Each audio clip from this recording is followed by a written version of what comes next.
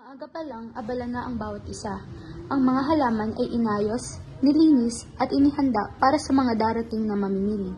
Sa ganitong paraan, makikita natin kung paano kumikilos ang simpleng anyo ng ekonomiya sa ating komunidad.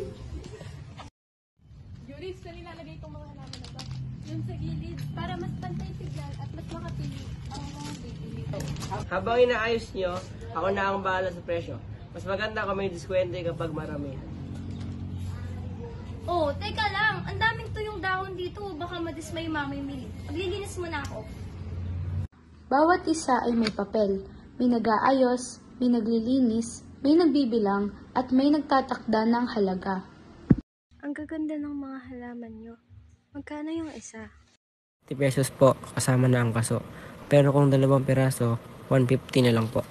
Itong halaman na ito, maganda ang dahon niyan. Ay, teka, huwag niyo kalimutan yung libreng tupang ka para magtagal yung halaman. Sige, lilikta ko na. Halaman, kita. Bibilin ko na, di pa ito. Ganyan gumagana ang lipunang pang-ekonomiya. May nagtatanim, may nag-aayos, may naglilinis, may nagtatakda ng presyo at may bumibili.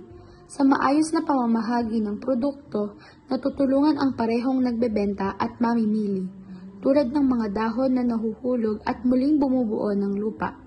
Ang ating kalakalan ay patuloy na umiikot mula sa tao para sa tao.